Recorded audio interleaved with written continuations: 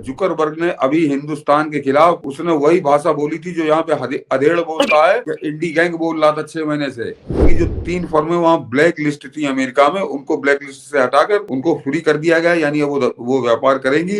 हमारी तीनों कंपनियां परमाणु शक्ति से जुड़ी हुई कंपनियां हैं जिनको ब्लैक लिस्ट किए वो बाइडेन ने कर रखा था, उसको अभी ट्रंप के आने से पहले हटा दिया।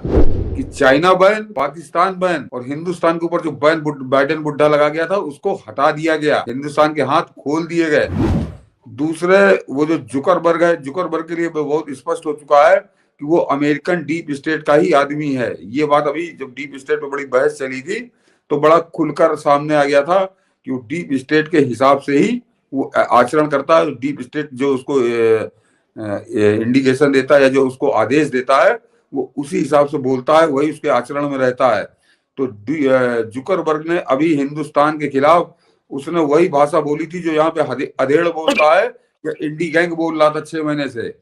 उसने कहा था कोरोना के कारण जो यहाँ पे देश दुनिया के अंदर 20 सरकारें बदली तो भारत में भी सरकार हार गई चुनाव।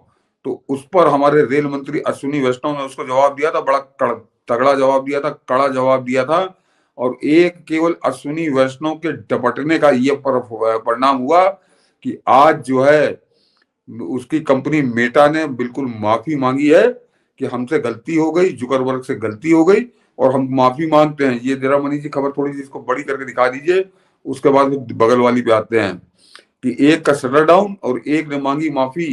24 घंटे में अमेरिका के 2 बाहुबलियों ने भारत के सामने टेके घुटने। ये खबर है, अमेरिका की 2 बड़ी कंपनियों ने भारत के सामने घुटने टेक दिए हैं। एक है मार्क जुकरबर्ग की मेटा और दूसरी है हिंडनबर्ग रिसर्च। मेटा जहां भारत को लेकर दुनिया में गलत खबरें फैला रही थी तो हिंडनबर्ग उद्योगपति अडानी और उनके समूह के खिलाफ रिपोर्ट जारी कर रही थी कि अमेरिका की 2 दिग्गज है, एक फलाना हिंडनबर्ग उद्योगपति गौतम अडानी के खिलाफ रिपोर्ट रही थी। मेटा को अपनी गलती का एहसास हुआ है और वो माफी भी मांग चुकी है। तो वहीं हिंडनबर्ग का भी शटर डाउन हो गया है। बहुत स्पष्ट शब्दों में, कोई अगर मगर इधर उधर करके नहीं, मेटा ने माफी मांगी है कि हमसे ये गलती हुई है और जुकरबर्ग से गलती हुई है, हमको माफ करो। तो ये जो फेसबुक हिंदुस्तान को अनदेखा करता था अब तक, उसकी ये औकात हो गई थी। ये तो दूसरी खबर थी। और तीसरी खबर मनीष जी बड़ी महत्वपूर्ण है और ये आने वाले भविष्य का संकेत कर रही है कि US removes 3 Indian entities from trade blacklist, adds 11 Chinese firms over security concern. मैं आपको अभी इसका एक वीडियो भी आपको दिखवाता हूं कि इसमें यह है कि हिंदुस्तान की जो 3 फर्में वहां ब्लैक लिस्ट थी अमेरिका में, उनको ब्लैक लिस्ट से हटाकर उनको फ्री कर दिया गया, यानी वो व्यापार करेंगी। और चाइना की 11 कंपनियों को ब्लैक लिस्ट में डाल दिया है अमेरिका ने। आज ही की खबर है ये। और ये हमारे यहाँ के हिंदुस्तान में, क्योंकि ये खबर नरेंद्र मोदी के प्रभाव को बताती है, अंतरराष्ट्रीय प्रभाव को बताती है, खासकर अमेरिका के ऊपर प्रभाव को बताती है, इसलिए हमारे यहाँ ये खबर ब्लैक लिस्ट है। जरा मनीष जी गौर करिए कि ये खबर हमारे यहाँ के न्यूज चैनलों ने, बेशर्म न्यूज चैनलों ने इसको ब्लैक लिस्ट कर दिया है। ये आपने किसी न्यूज चैनल पर इस खबर को नहीं सुना होगा, लेकिन इस खबर से पाकिस्तान में धूम मची हुई है। पाकिस्तान इस खबर को बड़ी गंभीरता से ले रहा है। नेशनल सिक्योरिटी एडवाइजर जो है वो अमेरिका के भारत के अंदर थे, तो जाते जाते वो एक बड़ा काम कर गए हैं कि 3 इंडियन एंटिटीज को ट्रेड ब्लैक लिस्ट से हटा गए हैं, 11 चाइनीज फर्म्स को सिक्योरिटी कंसर्न्स में डाल गए हैं और पाकिस्तानी कंपनियों को भी डाल गए हैं। ठीक है जी। So that was a priority of the Biden administration. मेरा ख्याल है यही प्रायोरिटी जो है वो सारी बात है नेक्स्ट एडमिनिस्ट्रेशन की होगी। और एक होता है United states bureau of industry and security, उन्होंने इन इंडियन कंपनी की जो 3 इंडियन ऑर्गेनाइजेशन है अपनी उस लिस्ट से हटा दिया इनको। ठीक है जी। और ये आप समझ लें कि अब एक बायलैटरल एनर्जी कोऑपरेशन जो है वो नेक्स्ट लेवल पे चला जाएगा। और इसी तरह ये जो bureau of industry and security है, इसने 11 कंपनीज को डाल दिया नेशनल सिक्योरिटी। इंडिया की जो एंटिटीज जिनको रिमूव किया गया है उनमें इंडियन रेयर अर्थ है, Indira Gandhi atomic research centre main है, बाबा एटॉमिक रिसर्च सेंटर दिल्ली के अंदर है। अब आप इमेजिन करें कि what will be the level of the cooperation between India and the United states. हमारी तीनों कंपनियां परमाणु शक्ति से जुड़ी हुई कंपनियां हैं जिनको ब्लैक लिस्ट किए वो बाइडेन ने कर रखा था, उसको अभी ट्रंप के आने से पहले हटा दिया, तो हम फिर ब्लैक लिस्ट से बाहर आ गए। और अब चीन की 11 कंपनियों को उसने ब्लैक लिस्ट में डाला है। वो रो रहा है कि पाकिस्तान की भी कंपनियों को डाला है, तो पाकिस्तान की कंपनियों को तो कोई औकात नहीं उनकी कि पाकिस्तान की के लिए वो इसलिए बड़ा प्रभावी है, जिसके लिए वो रोग आ रहे हैं। प्रोग्राम किया उसने पूरा कि चीन की जो 11 कंपनियां डाली गई हैं ब्लैक लिस्ट में, वो कंपनियां हैं जिनके साथ पाकिस्तान व्यापार करता है, और खासकर वो एटॉमिक एनर्जी को लेकर अपना लेन देन वो कुछ चोरी छुपे वो कर रहा था। तो आज की तारीख में पाकिस्तान के लिए समस्या अब ये हो गई कि अगर अब वो चोरी छुपे कुछ करता है तो फिर उसको बड़ी महंगी कीमत अमेरिका को देनी पड़ेगी। वहां ट्रंप आके बैठ गया 20 तारीख से। तो ये जरा आप पूरे इस रीजन का आप समीकरण समझिए कि चाइना बैन, पाकिस्तान बैन, और हिंदुस्तान के ऊपर जो बैन बाइडेन बुड्ढा लगा गया था उसको हटा दिया गया, हिंदुस्तान के हाथ खोल दिए गए। तो ये अपने आप में प्रधानमंत्री मोदी, मैं कितनी बार कह चुका हूं कि जो कूटनीति की शतरंज खेल रहे हैं, या जो भारत की बढ़ती हुई ताकत है, उसका मजा आ रहा है इस समय देश को। और बिल्कुल। अब ये आपको, और मनीष जी जरा ये बता दूं कि ये मैंने कहा ये आपको हैट्रिक है। एक साथ ये 3 खबरें आज की हैं कि जो तीनों भारत की शक्ति को बता रही हैं, और चौथी खबर जो है नहीं, चौथी के भी आने से पहले सर, ये मूल चीज ये है कि ये जुकरबर्ग जिसका इतना प्रभाव है आज के देश में, फेसबुक का जो प्रभाव है, फेसबुक का ये फ्रॉड फैलाना कि दुनिया में सब, जैसे कि भारत ने कहा, प्रधानमंत्री जहां जहां गए तो उन्होंने कहा कि लोकतंत्र, इस कोरोना काल के बाद दुनिया में कोई सरकार वापस नहीं आई सामान्यतः। जुकरबर्ग ने उसमें भारत को भी शामिल कर दिया और उसके बाद उसने माफी मांगी। जुकरबर्ग कोई सामान्य एक पॉलिटिशियन नहीं है, जुकरबर्ग कोई कंपनी का मालिक नहीं है, उसकी तुलना हम हिंडनबर्ग से भी नहीं कर सकते। वो फेसबुक का मालिक है, मतलब जिसका इतना आज के डेट में सोशल मीडिया पर इतना बड़ा जलवा है। वो पूरी दुनिया में भारत गंध फैला चुका था, उसके बाद घुटने के बल आया, थूक चाटा। इसे भी एकदम कैजुअली नहीं माना जा सकता। ये इसका मतलब है कि भारत ने 24 घंटे के अंदर उसे माफी मांगने को लाचार कर दिया। इतने बड़े मीडिया संस्थान का जो, मतलब आज की तारीख में यदि कह लीजिए तो सोशल मीडिया में फेसबुक से बड़ा कुछ है नहीं। हाँ, नहीं मनीष जी, इसको जरा और गौर करिए। भारत की तरफ से बात किसने की थी? भारत की तरफ से बात की थी अश्विनी वैष्णव ने। एस जयशंकर ने बात नहीं की, निर्मला सीतारमन ने बात नहीं की, हमारे नेशनल सिक्योरिटी एडवाइजर ने बात नहीं की। मोदी तो खैर बहुत ऊपर की चीज हो गए, यानी बहुत बढ़िया मंत्री हैं, बहुत सम्मानित है, सब कुछ है। लेकिन अगर आप रैंकिंग की बात करिए तो फिलहाल मोदी कैबिनेट में उनका रैंक जो है 7वां 8वां या 9वां 10वां आप कह सकते हैं। हमारे 9वें 10वें रैंक के मंत्री ने बात की और घुटने टेक के आ गया वो जुकरबर्ग। तो ये ताकत में हिंदुस्तान की है, भारत की है। और वो जुकरबर्ग की औकात क्या मनीष जी, वो मैंने कहा ना कि वो जो डीप स्टेट है अमेरिका की, उसका आप कठपुतला कह लीजिए, गुलाम कह लीजिए, गुड्डा कह लीजिए, लौंडा है अभी बहुत छोटी उम्र का। पैसा उसको अथाह आ गया। उसके बाद एक जादू की छड़ी हाथ लग गई फेसबुक, जिसके जरिए उसने बहुत पैसा कमाया है। मगर पैसा कमाने के बाद वो दिल जो गुर्दा होना चाहिए वो नहीं है पास में। तो वो एक तो दुकान बंद करके चला गया। इसके लिए दुकान बंद करना है तो बड़ा कठिन काम है।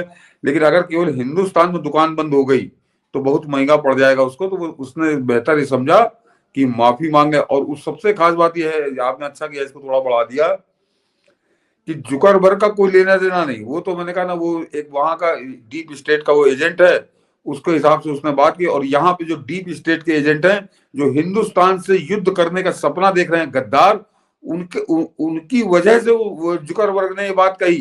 क्योंकि पिछले 6 महीने से ये लगातार चिल्ला रहे हैं, पागलों की तरह चिल्ला रहे हैं कि मोदी हार गया, मोदी हार गया, और 99 वाला जीत गया और 240 वाला हार गया। पागलपन का एक अलग से समीकरण बता रहे हैं।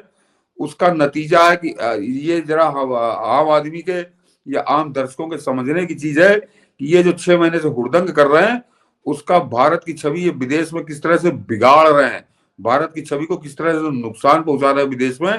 कि वह अमेरिका में बैठा जुकरबर्ग कह रहा है कि भारत में सरकार हार गई चुनाव। तब अब जब डपटा गया है तो आगे उसने माफी मांगी। लेकिन ये किस तरह के गंद फैला रहे हैं पूरी दुनिया में, ये जुकरबर्ग वाले प्रकरण से बहुत साफ समझ में आता है। बिल्कुल। इसका मतलब ये है कि 2024 के चुनाव से पहले ये हिंडनबर्ग, जुकरबर्ग और इन सबको एक बड़ी सुपारी दी गई थी भारत के खिलाफ षड्यंत्र के लिए। हाँ, और यही वजह है कि सोरस के माध्यम से जो सुपारी दी गई थी, राहुल गांधी से एजेंडा बना रहे थे, और इसका पूरा खलिहर लतिहर गैंग जो यूट्यूब पे उतरा था, वो उसको इसी की सुपारी दी गई थी। इसीलिए वो पारा, हिंडन नदी जो सबसे गंदी नदी है, हाँ। गंदगी का जो है अंबार है, जो गाजियाबाद नोएडा के इर्द गिर्द जो है सब ढूंढने वाला, वहां जाकर के हिंडनबर्ग ढूंढ रहा था। मुझे लग रहा है कि इन सब की दुकानें, यदि आपको इसका एक और चीज देखिएगा जरा सा, इसका बीबीसी का एक इंटरव्यू जिसमें रो रहा है कि मुझे कोई नौकरी नहीं दे रहा है, जरा से इसके एजेंडे को समझिएगा। तो मुझे पत्रकारिता के पेशे ने बाहर कर दिया है। तभी तो किसी अखबार ने नहीं कहा कि आप हमारे यहाँ कॉलम लिखिए, वो जो बड़े अखबार होते हैं, किसी चैनल ने नहीं कहा कि आप हमारे यहाँ आइए। तो सबको पता है कि ये कौन है। किसी चैनल ने नहीं कहा कि किसी चैनल, इतना कमजोर ये देश हो जाएगा। मुझे काम नहीं मिलना हमेशा इस बात की याद दिलाएगा कि इनकी जेब में चाहे जितने भी पैसे हैं, जिगर में दम नहीं है। मतलब सोचिए, देश कमजोर हो गया, इस चोट्टे को नौकरी नहीं मिली, ये खलिहर खैराती, मतलब ये चूंकि ये प्रणय जेम्स राय के अलावा जीवन में कहीं नौकरी नहीं कर पाया, मतलब इसकी औकात कहीं नहीं रही है चिट्ठी बांटने वाला, और ये कह रहा है कि इसे नौकरी, मतलब ये देश इतना कमजोर है कि इस चोट्टे को नौकरी नहीं मिली। और ये किसकी दलाली पर कर रहा था हिंडनबर्ग से?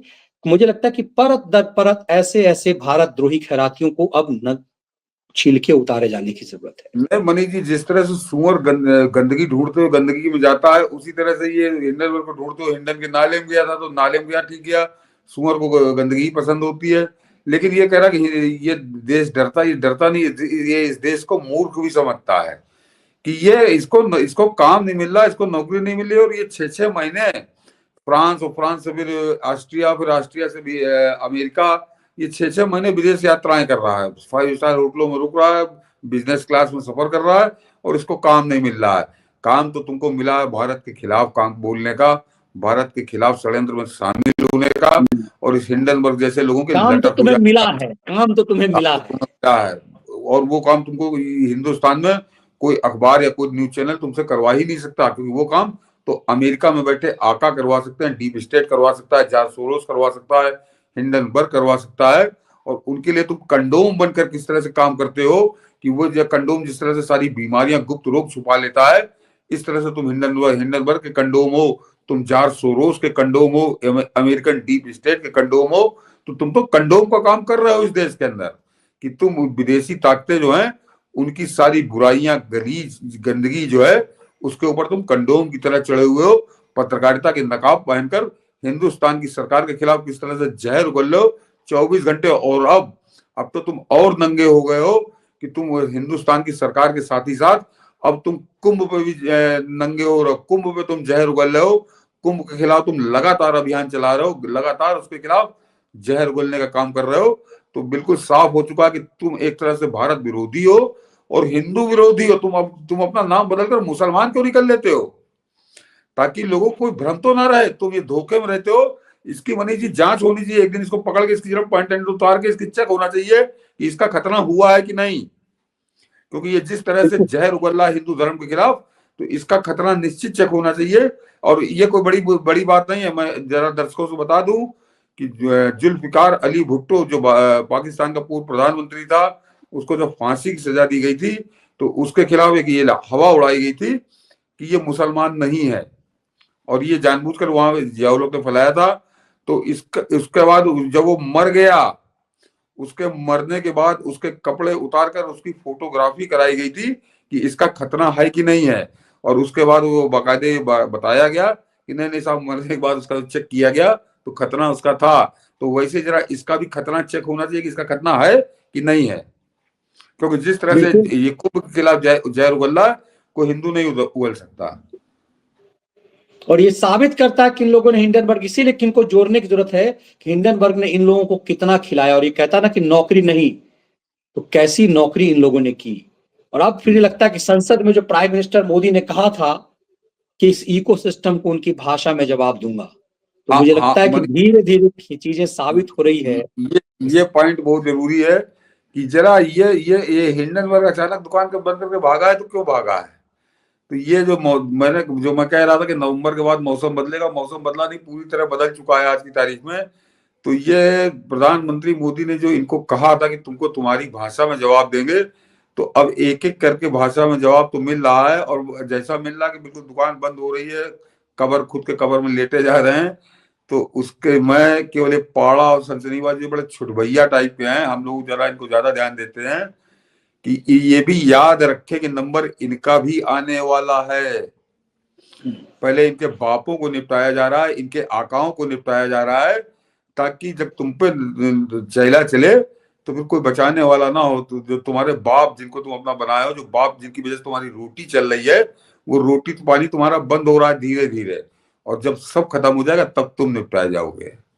तुम्हारी तरफ बिल्कुल। बढ़ रहा है हाथी, हाथी तुम्हारी तरफ बढ़ रहा है, सावधान हो जाओ, अब भी मौका है।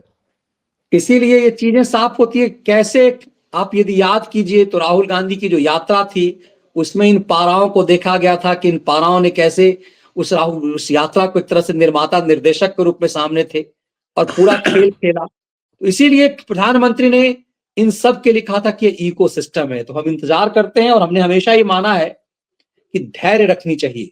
यदि मोदी अपने समर्थकों की तरह धैर्य नहीं रखते, किसान आंदोलन पर ही को भी लठ बजवा दिया होता, शाहीन साजिश पर ही उस समय लठ बरवा दिया होता, तो इन सब गुंडों को जो इंतजार कर रहे थे कि ये पारा, आप जेम्स राय के चैनल में जब था तो आपको याद होगा, ये 3 दादी अम्मा पैदा किया था फ्रॉड, एक बिहार से, एक बुलंदशहर से, एक पंजाब से, और उसमें से एक को तो समझिए वो टाइम्स मैगजीन ने 100 महिलाओं में से जो ख्याति प्राप्त में से उसमें भी नाम दिया।